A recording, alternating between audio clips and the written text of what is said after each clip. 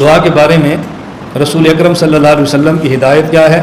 فرمایا الدعاء مخ العبادہ، دعا عبادت کی روح ہے، دعا عبادت میں اصل ہے، دعا عبادت کا مغز ہے، دعا عبادت کا مغز ہے، یہ خلاصہ ہے۔ توجہ رکھنا، اللہ کے نبی یہ بات سمجھا رہے ہیں کہ دعا عبادت کا مغز ہے۔ تم نے نماز پڑھی کیوں؟ اللہ سے مانگیں، جب مانگنے کا وقت آیا، فرض نماز کے بعد دعا نہیں مانگنی تو نماز کیوں پڑھی ہے؟ مانگنے کا وقت آیا تو کہا یہ نہیں مانگنی۔ ایک آدمی پہلے بیت الخلاء جاتا ہے، طہارت حاصل کرتا ہے، پھر وضو کرتا ہے، پھر مسجد میں آتا ہے، پھر سنت پڑھتا ہے، پھر فرض کی انتظار کرتا ہے، پھر فرض نماز پڑھتا ہے، اور نماز کے بعد جب اللہ سے مانگنے اور اللہ کے دینے کا وقت آتا ہے یہ چلا جاتا ہے۔ کیوں؟ یہ دعا مانگنی سنت نہیں ہے۔ کیوں چلا گیا؟ وقت کم ہے، کیوں چلا گیا؟ مجھے جلدی ہے۔ یکم سے لے کے 30 تاریخ تک مزدوری کی ہے، روزانہ 8 گھنٹے، تاکہ یکم کو پیسے مل جائیں 20,000۔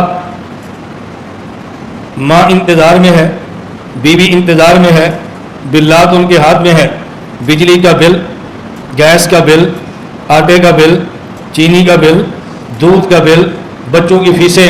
اور بھائی یکم آگے پیسے لائے ہو؟ نہیں۔ کیوں؟ پیسے ملنے تھے لیکن امی جان وہاں لمبی لائن لگی تھی، 1 گھنٹے بعد باری آنی تھی۔ ماں نے کہنا بیٹا 30 دن روزانہ 8 گھنٹے مزدوری کرتا رہا اس 20,000 کے لیے، اور جب 20,000 لینے کا وقت آیا تو کیوں نہیں لے رہا ہے؟ اور جی 1 گھنٹے بعد میری باری آنی تھی، 30 دن 8 گھنٹے کام کر لیا، اور جب ملنے کا وقت آیا تو 1 گھنٹہ انتظار نہیں کرتا۔ طہارت حاصل کر لی، وضو کر لیا، مسجد آ گیا، سنتیں پڑھ لی، نماز پڑھ لی، اور جب اللہ کے دینے کا وقت آیا دوڑ گیا۔ کیوں؟ میرے پاس ٹائم نہیں ہے، وقت بہت تھوڑا ہے۔ یہ اس مزدور کی طرح ہے کہ جس کو 1 گھنٹہ نہیں ہے مزدوری لینے کے لیے اور روزانہ 8 گھنٹے ہیں مزدوری کرنے کے لیے، یہ اس بندے کی طرح ہے۔ اچھا، اور بعض باتیں اتنی عجیب ہیں مجھے بہت تعجب ہوتا ہے، اتنی عجیب باتیں ہیں۔ تعویل نہیں کرنی، تعویلیں نہ کریں۔ ہم نے کہا جی نہ کریں۔ صحیح بخاری میں ہے، اللہ کے نبی صلی اللہ علیہ وسلم سے پوچھا گیا ایو الدعاء اسمع، لفظ یاد رکھو، کیا لفظ ہے؟ ایو الدعاء اسمع، وقف کو اسمع کہتے ہیں۔ ایو الدعاء اسمع، اللہ کے نبی سب سے زیادہ قبول ہونے والی دعا کون سی ہے؟ فرمایا دبر الصلوات المکتوبہ، فرض نماز کے بعد والی دعا سب سے جلدی قبول ہوتی ہے۔ ہم کہتے ہیں ثابت ہی نہیں ہے، کیا لفظ ہے؟ دعا۔ اچھا، جب حدیث پڑھیں گے نا لوگ اس کا جواب کیا دیں گے؟ اس دعا سے مراد ہے اذکار۔ ہم نے کہا یہ طویل ہے جو جائز نہیں ہے۔ اور کوئی تم سمجھا بھی کرو، کوئی تمہیں سمجھ آ رہی؟ تو جی امام ابو حنیفہ طویلیں کرتے ہیں، فقہاء طویلیں کرتے ہیں۔ میں نے کہا نہیں کرتے، ہم بھی نہیں کرتے، تم بھی نہ کرو۔ اللہ کے نبی سے پوچھا ایو الدعاء اسمع، سب سے زیادہ جلدی قبول ہونے والی دعا کون سی ہے؟ آپ نے دبر الصلوات المکتوبہ، فرض نماز کے بعد والی دعا۔ لو بھئی دعا ہے فرض کے بعد؟ نہیں جی، اس دعا سے مراد ہے اذکار۔ ہم نے کہا تعویل نہ کرو، نہیں سمجھے؟ تعویل نہ کرو۔ اب تو تعویل کی ہے، دعا کا معنی دعا ہی کرو نا، سبحان اللہ، الحمدللہ، اس کو ذکر کہتے ہیں، اس کو دعا نہیں کہتے۔ کیوں تعویل کرتے ہو؟ حکیم الامت حضرت تھانوی رحمۃ اللہ علیہ کے پاس ایک بندہ آیا، آنکھوں کا بھی اندھا، دل کا بھی اندھا، آنکھوں کا بھی اندھا اور دل کا بھی اندھا۔ حضرت تھانوی سے کہا میں نے آپ سے گفتگو کرنی ہے۔ فرمایا میں نے نہیں کرنی۔ کہا جی کیوں؟ فرمایا تجھ سے گفتگو کرنے کا فائدہ نہیں ہے۔ کہا جی فائدہ کیوں نہیں؟ فرمایا تو گمراہ ہے۔ اس نے کہا جی میں گفتگو تو گمراہ سے کی جاتی ہے تاکہ دلائل سمجھ آئے تو بندے کو ہدایت مل جائے۔ فرمایا بھی تجھے ہدایت مل بھی گئی پھر بھی فائدہ نہیں، تو ضلالت پر ہے، ہدایت پر نہیں ہے۔ اگر میرے دلائل سے ہدایت مل بھی گئی تو پھر بھی فائدہ نہیں ہونا۔ کہا جی کیوں فائدہ نہیں ہونا؟ فرمایا اگر تو ہدایت مل بھی گئی تجھے تو ٹھیک ہو بھی گیا، تو نے جنت میں پھر بھی نہیں جانا، تو اتنی محنت تجھ پر کرنے کی کیا ضرورت ہے؟ تجھے ہدایت نہ ملے پھر بھی جہنم میں جانا ہے، ہدایت مل گئی پھر بھی جہنم میں جانا ہے، تو تجھے سمجھانے کا فائدہ؟ اب کیسی بات کرتے ہیں؟ فرمایا قرآن کریم میں ہے، قرآن کریم میں ہے کہ تو اگر ہدایت تجھے مل گئی تو نے جنت میں پھر بھی نہیں جانا۔ کہا جی قرآن کریم میں میرے بارے میں؟ فرمایا ہاں تیرے بارے میں۔ کہاں لکھا ہے؟ فرمایا 15واں پارہ سورہ بنی اسرائیل میں ہے، من کان فی ھذہ اعمی فہو فی الآخرۃ اعمی، جو دنیا میں اندھا ہے وہ قیامت کے دن بھی اندھا ہوگا، جنت میں اندھا نہیں جائے گا، دیکھنے والا جائے گا۔ تجھے ہدایت ملے بھی تو نے پھر بھی فائدہ نہیں۔ اس نے کہا اس آیت کا مطلب یہ نہیں ہے۔ پر میں کیا ہے؟ کہا جی اس آیت کا مطلب جو دنیا میں اندھا ہے یعنی ہدایت پر نہیں ہے، وہ قیامت کے دن اندھا ہوگا یعنی یہ آنکھیں اس کی نہیں ہوگی۔ تو اس دنیا میں اندھے ہونے کا معنی نبینا ہونا نہیں ہے، دنیا میں اندھا ہونے کا معنی ہدایت سے محروم ہے۔ فرمایا کہ یہ تو تعویل ہے۔ یہ کیا ہے؟ تیرا اور ہمارا تو جھگڑا یہ ہے۔ تو نے کہا میں امام حنیفہ کو نہیں مانتا، میں تقلید نہیں کرتا کیونکہ وہ تعویلیں کرتے ہیں۔ تیرا میرا تو جھگڑا یہ ہے، اب بتا اگر تعویل نہ کریں تیرا جنت میں جانا ثابت ہو سکتا ہے؟ کہا جی نہیں۔ اور میں بات سمجھ آ گئی ہے؟ کہا جی آ گئی۔ اب تھانی فرمایا میں اس لیے کہہ رہا تھا کہ تعویل نہ کرے تو تیرا جنت میں جانا ثابت نہیں ہو سکتا، تعویل کریں گے تو جنت میں جائے گا۔ تو جو تجھے گلا امام حنیفہ پر تھا نا وہ تعویلیں کیوں کرتے ہیں، وہی گلا ہمارا تیرے اوپر ہے، تو تعویل کیوں کرتا ہے؟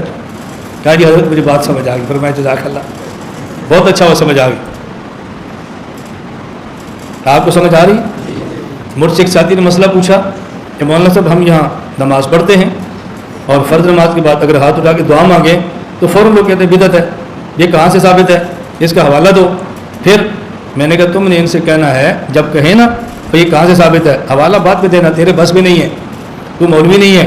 ہم علماء کو وہ جواب دیتے ہیں جو علماء کی شان کے لائق ہے، اور غیر علماء کو وہ جواب سمجھاتے ہیں جو ان کی حیثیت کے مطابق ہے اور وہ جلدی آگے دے سکتے ہیں۔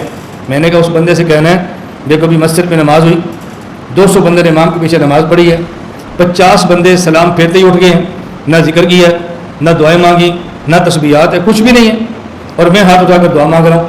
تو مجھ سے پوچھ رہا ہے کہاں سے ثابت ہے؟ یہ جو 50 بندے بغیر ذکر کے باہر گئے ہیں تو ان سے کیوں نہیں پوچھتا؟ بغیر تسبیحات کو اٹھ کے جانا یہ کہاں سے ثابت ہے؟ ان سے پوچھنا۔ اگر مسئلہ ثبوت کا ہوتا تو ان سے پوچھتا، تو ان سے نہیں پوچھتا تو مجھ سے پوچھتا ہے۔ اس کا مطلب مسئلہ ثبوت کا نہیں ہے، مسئلہ ہم سے لڑائی کا ہے۔ بس آپ کو سمجھ آ رہی؟ الدعاء مخل، دعا عبادت کا مغز ہے۔ ہمارے احناف فقہا نے لکھا ہے کہ فقہ قرآن اور حدیث کا مغز ہے، فقہ قرآن اور حدیث کا مغز ہے۔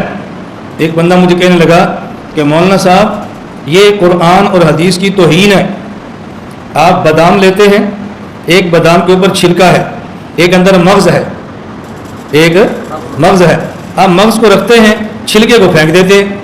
تو جب تم نے کہا فقہ قرآن حدیث کا مغز ہے تو تم نے قرآن حدیث کو چھلکا کہہ دیا اور فقہ کو مغز کہہ دیا۔ چھلکے پھینکتے ہیں اور مغز کو لیتے ہیں، یہ تو تم نے قرآن حدیث کی توہین کی ہے۔ میں نے کہا پکا رہنا، اس بات پہ پکا رہنا۔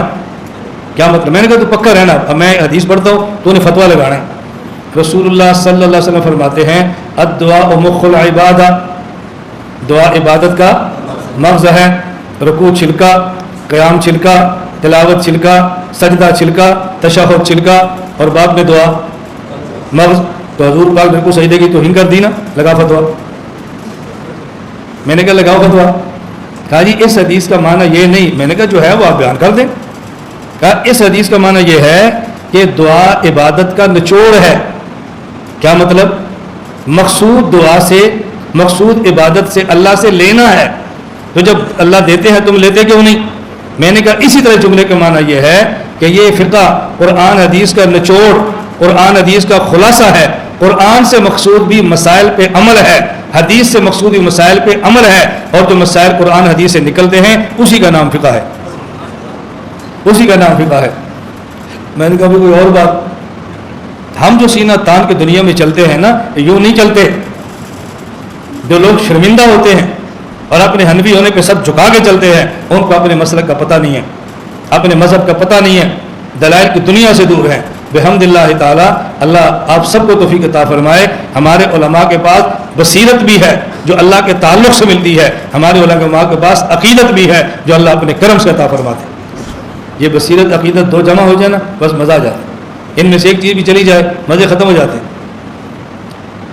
میں سمجھانا صرف یہ چاہ رہا تھا ہم اللہ سے مانگنا سیکھیں، اللہ سے مانگنا، بس ہم عادت بنائیں کہ ہم نے اللہ سے مانگنا ہے انشاءاللہ۔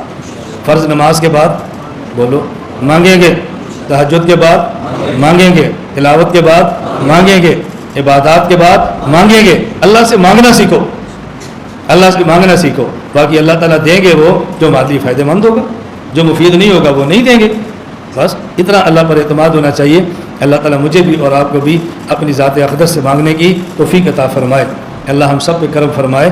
تو اس کے لیے قرآن کریم کے اندر بھی دعائیں ہیں، احادیث کے اندر بھی دعائیں ہیں، قرآن کریم میں بھی ہیں، احادیث میں بھی ہیں.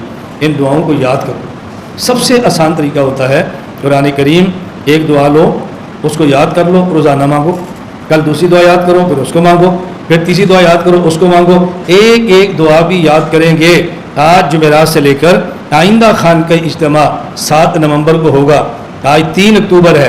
اگر آپ صبح سے شروع کریں نا، 4 اکتوبر سے لے کے 6 نومبر تک کم از کم بھی آپ 30 دعائیں یاد کر سکتے ہیں. کریں گے نا بھی انشاءاللہ؟ بولو.